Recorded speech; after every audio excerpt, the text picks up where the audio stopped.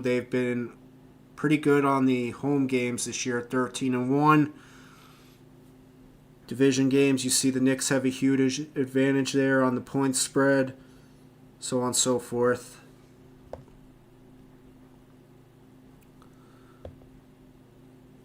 You'll see like conference rankings, power rankings on like different stuff here, random stuff. Pretty interesting stuff there.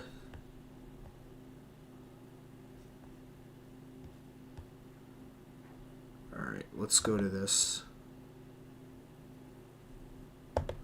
So let's talk rosters here.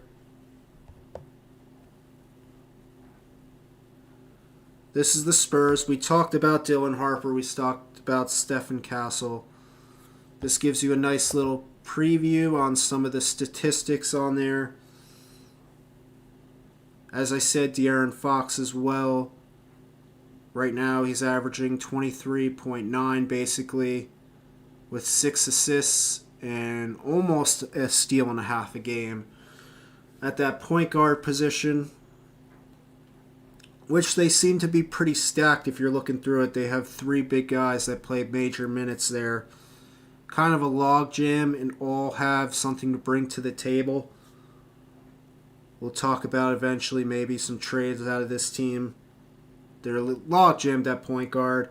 You got Vassell, Devin Vassell, now a veteran shooting guard. He's averaging about 15.7. You're going to look out for that guy coming on the wing there. Keldon Johnson stepped up his game this year, playing at the 3/4. Another wing there that gets about 20-something minutes a night. You get 12.7 out of that, plus 6.5 rebounds.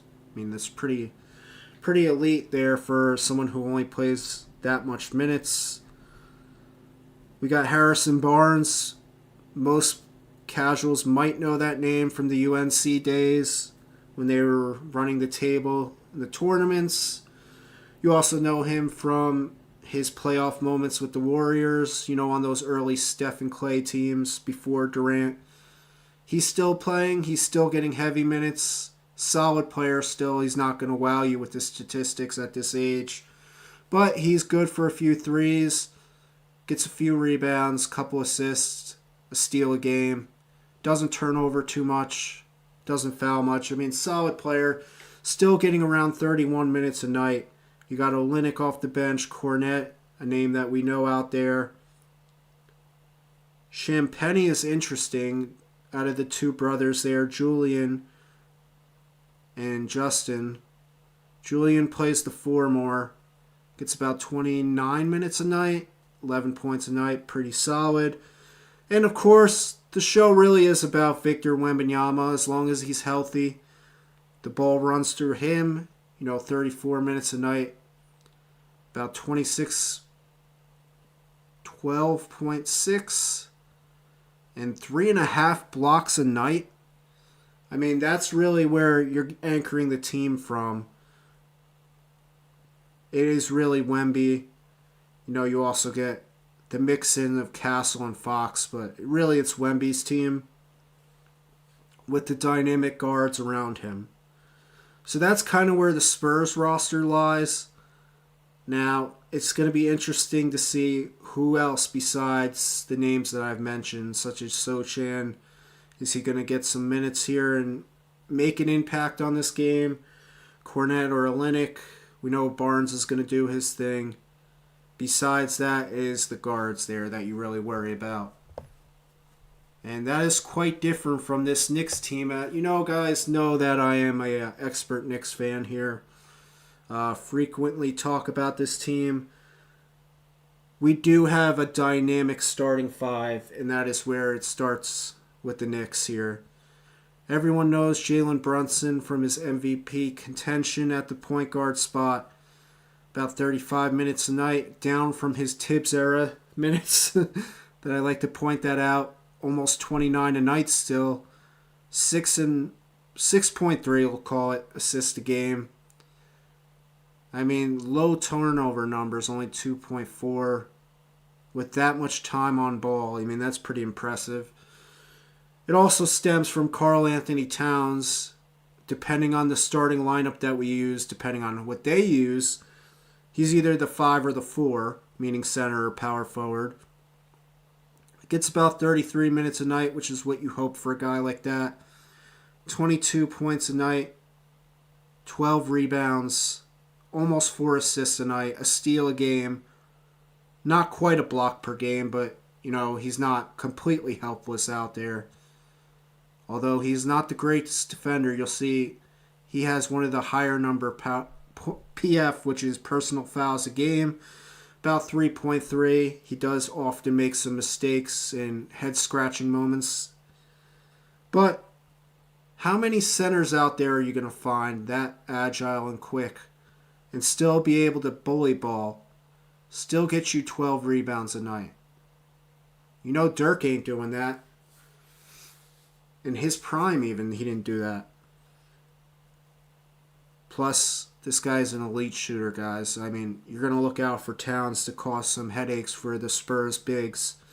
I'm curious if they're going to throw Barnes on him or not, or if they're going to start Cornet.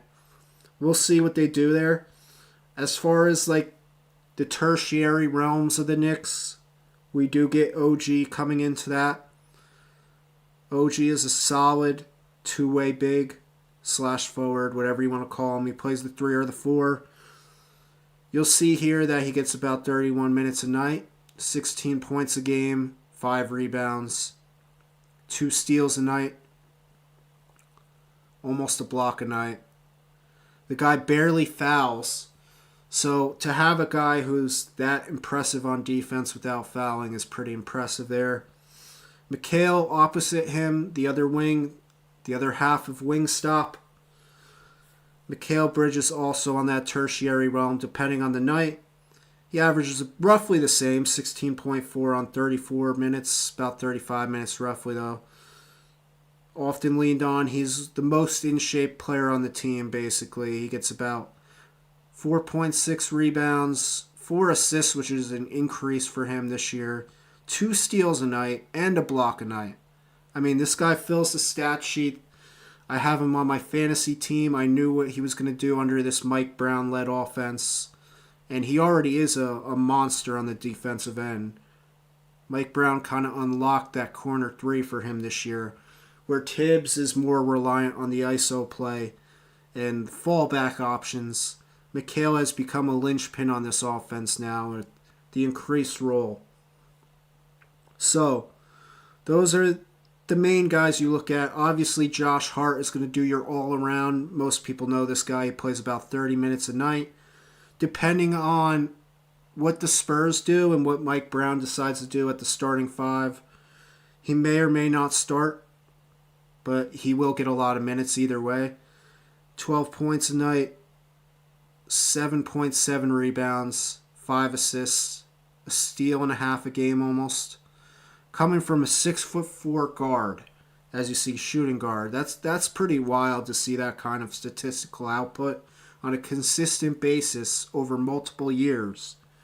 Guys, you got to tune into the Knicks and watch this guy play if you haven't already.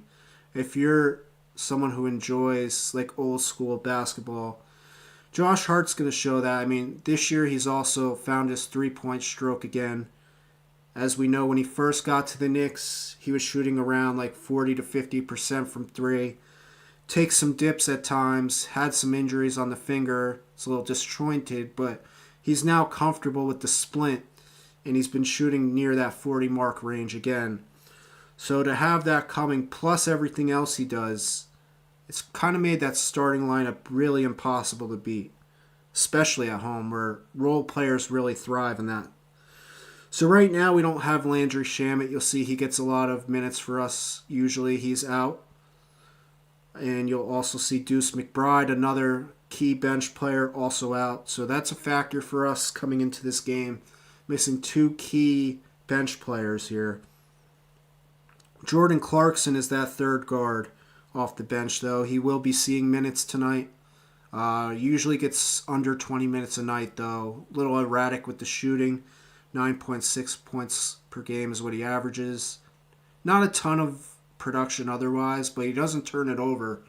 So you kind of like that. He's not a foul-prone guy as well. He can handle the ball. He does play hard and hustles, but again, it's the IQ when you talk about Jordan Clarkson. For those who tuned into him Lakers days and Jazz days may already know that. He does have that ability to shoot, though. When he's on, he could hit threes back to back at times. Sometimes you'll see that, but a lot of times you'll scratch your head and call him the cardiac kid. Shout out to KFTV for that. And we also have Mitchell Robinson. Again, he might start depending on where the Spurs tend to go big or whether they go small, and if Mike Brown wants to match the big lineup or if he wants to go small as well. He gets right now like 17 and a half minutes. They have him on a minutes restriction due to his agent. Now, there's talks about a potential trade as Mitchell Robinson is coming up to free agency with no contract extension. So that kind of usually means that you're on the way out. But right now, this guy is barely scoring for us, 3.7 a night. I mean, he doesn't play much. But what he does do for us, he gets those rebounds in bunches, especially offensive rebounds. You'll see 8.24, and that is coming from less than 18 minutes a night. Now, double those minutes, does that mean he gets 16 rebounds a night? Don't think so, but he gives you bunches of rebounds in a short span, so what they're trying to do is maximize his little runs there and conserve him for when the time is needed the most. Of course, he's still going to get you a block a night, even at that low minutes. You know, he usually gets like 2 on normal minutes. Again, don't really have to talk too much about Shaman or McBride, who are the other guys. What we do have to talk about is who will be getting their minutes instead in this place. That is Tyler Kolek in his sophomore season after a Tibbs run team did not play him often. He does get roughly 10 minutes a night now. Doesn't score a ton, like 3.6 a night. What he does do is bring a steady, calm influence at the point guard position. Does get 2 assists a night. I mean, he doesn't get a ton of minutes there, but he does have solid IQ on passing. Where he struggles to find his niche is on the defensive end at times. He does hustle, but he is small. Not huge on the wingspan either.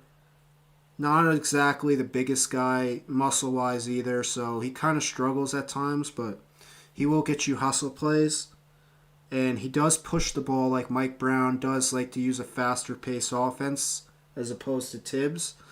And what we're going to see tonight is a lot of attempts on missed shots for Mikal Bridges to run down the court or one of the faster wings. And you'll see guys like Kolek and Brunson look for them often. Hart also handles as well. You'll see a lot of outlets and leaks there from the Knicks. They do like to push it a little more. Now, besides the main guys there, we may see a little sprinkling in of Yabusele. He is really underwhelmed. Why you see him less than 10 minutes a night is his shooting has not been there. He does hustle and he gets a little loose ball action here and there, but he's been pretty inefficient offensively. You'll see less than 3 points a night coming from a guy who we spent like $6 million on. Not exactly wise to play this guy if he's having that much trouble. So that's why you see the dip in minutes for this guy, and he's kind of struggled with playing the 4 position rather than the 5 that he did in Philly. And the lack of touches, obviously, you're not in the same rhythm as you are playing on a tanking team. This is a contending team. You're not going to see the same amount of action as a role player. So that's why role players really need to be keyed in when you're on a contending team. You get less time to make an impact. Especially with the starting 5 like the Knicks have. They're going to demand minutes, especially the top 3 guys, which is obviously Towns, Brunson, and depending on the night, it's Mikal or OG. Most likely Mikal, depending on health for OG. Right now he's on a little bit of a minutes crunch. Diawara is some guy who might see some minutes. Hukporti as well. Again, depends situationally on those guys. They have seen some spot minutes throughout the year. I could tell you safely what I don't expect to see is minutes out of Dadier, who's pretty much on the trading block and underwhelmed both coaches at this point in his second season. Diawara being our pick this year in the second round. Very late pick. Very late second round. Not for our second round. So you're not going to see a ton of minutes, but he may get some spot minutes depending. Which has happened on certain games. So that's pretty much the rosters there, guys.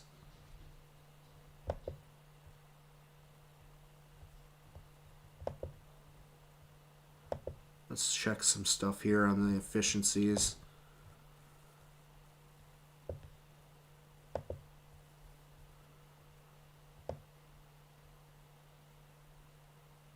All right.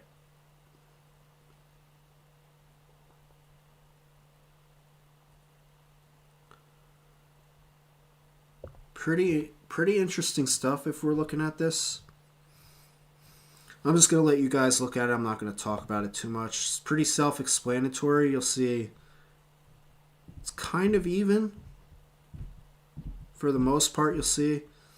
Key offense, though, I mean, the Knicks do have far above and beyond the better offense right now. We're beating teammates by... We're beating teams on an average of 8.8 points per night, as opposed to the 4.6 by the Spurs. We're averaging 121 points a game as opposed to 119.7. All right. Rebound-wise, Knicks have that advantage on offense, but Spurs have a slight advantage on defense. Interesting. Offense, we know that Mitch is one of the best offensive rebounders in the game. Josh Hart's big on that as well. Obviously, Wemby, Olynyk, Kornet guys could get the rebounds on defense. So it's going to be interesting to see what wins on that. You'll see the Knicks have a better shooting team overall. Spurs don't have like burners from the outside like we do. Mikhail and OG are some of the best corner three-point shooters in the league right now. Feel free to look me up on that one. You'll see we have the edge defensively. 112 points per game is what we give up. 115.2 for the Spurs. I mean, it's not a ton extra. They're both the same record, guys. But if you're looking at margin of victories, it's telling by how much you beat opponents by now. You could argue that the Knicks haven't faced enough West teams yet. That's kind of where that you take it with a grain of salt at times. I mean, unless you're the Thunder where you're blowing teams out, it's kind of telling like the Spurs could be around the same as the Knicks at this point. You don't want to look too much into that.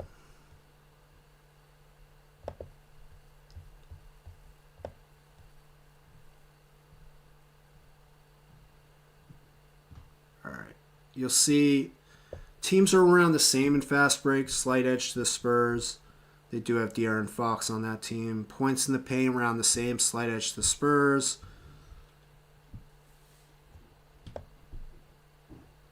This is a neutral site, so I'm not really paying attention to like the home or away on this. Slight edge for the Knicks on total rebounds. You know that offensive rebound really pushes them over.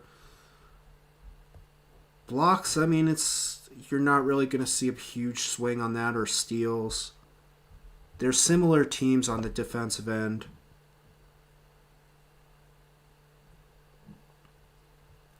So that's a little sneak preview on overall for the season so far. Matchup stats. I mean, we know these teams play twice a year usually.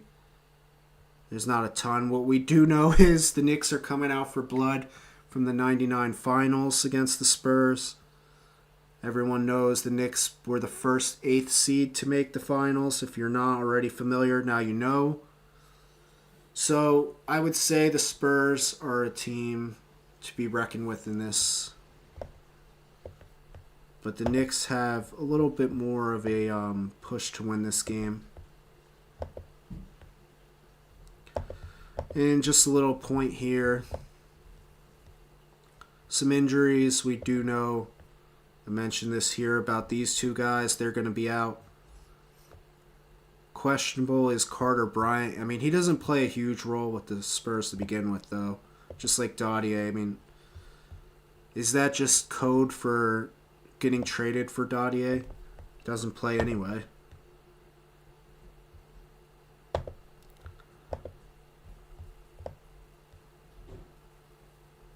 So these are just some trends here. I don't think it means too much on this.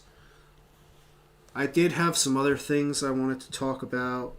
I had some more deep dives on the Knicks as a fan here. Bear with me while I pull that up. I'm not going to show it on the screen, though.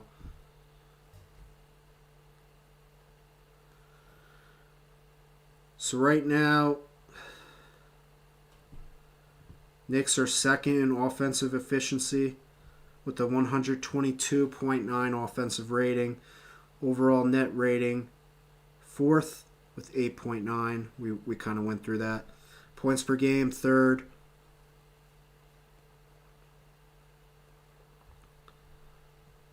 Knicks are 12th in the NBA in defensive rating.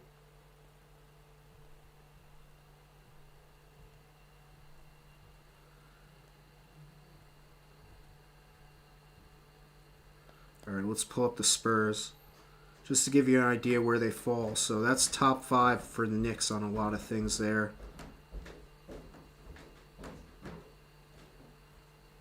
And for the Spurs, they're 8th right now and 7th. 8th in offensive rating, 7th in points per game. Defense around 14th, so around similar as the Knicks.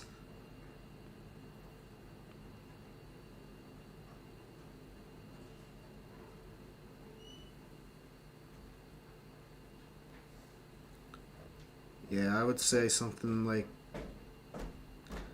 basically, you're going to have to look out for Wemby playing time with the Spurs there, because that is a huge impact and swing on how they play.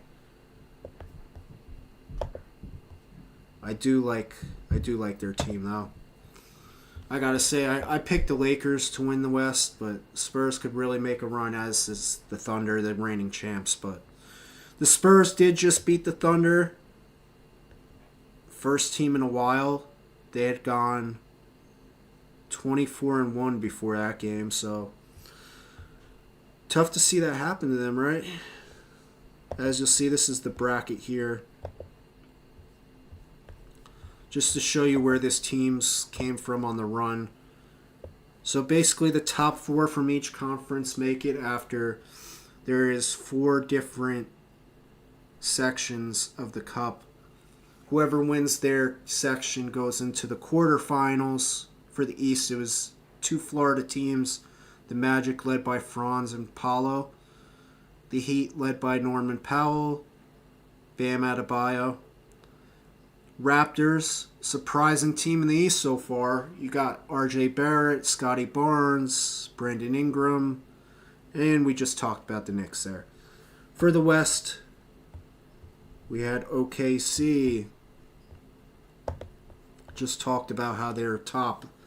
The Phoenix Suns slid in there with their impressive play there out of guys like Dylan Brooks, who got ejected last night, Grayson Allen, a lot of overachieving players there. Mark Williams is there.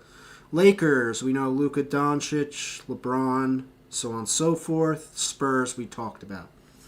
And then, obviously, Thunder, Spurs. Spurs won that game. Magic, Knicks. Knicks won that game, and here we are. So whoever wins this will be getting $500,000 each for each player. Key for guys on the lower end of the bench. So a lot of the stars are going to try to win for them, as they do not make as much millions. Some of them even making rookie scale contracts like $2-3 million. $500,000 is a huge chunk of money for one game there. That's why this game's important. You're going to want to tune in. These are both contending teams, in my opinion, and many others. as you'll see through like the statistics that we talked about, the ratings, the rankings, the efficiency levels of each team. I mean, numbers don't lie to me, but any given night things can happen. Hopefully this is a elite game where both teams are playing at their finest. Both teams are mostly healthy. I did say like the Knicks are missing 2 key backups. May hurt them on the depth-wise tonight, but they do have more experience as opposed to the Spurs youth. I know a guy like Harrison Barnes has experience, but he's not really the same level of player as he once was. Some of you may remember, as I mentioned before, we're going to want to see a lot of different kind of speed here in this game. Mike Brown has really readjusted this team's mindset as far as offense goes and defense. See a lot more ball movement out of the Knicks as opposed to the ISO of Jalen Brunson. It's more, drive and kicks, you'll see, as he likes to call the sprays. We've labeled it the spray era, as you may have heard on this show. So a spray is when you touch the paint on a drive and kick it out. For the Spurs, you're going to see Wemby and the guard play. Now, really solid guard play, too, with 2 of the guys being some up-and-coming youth, as in Stephen Castle and the one and only Dylan Harper. I like both of those guys, but tonight I got to go with the Knicks. The spread tells you the Knicks 2.5. Pretty solid for a team that has the same record as you, I'd say. It's just that defense there for the Knicks is a little better. The offense a little better. I mean, 2 and 2 goes together. You could talk opponents all day, but numbers don't lie. All right, I mean, that's pretty much it for today on this wrap-up here, this little preview. Hope you enjoyed here, learning about both teams here. And before we go, we will show you just where these teams stand.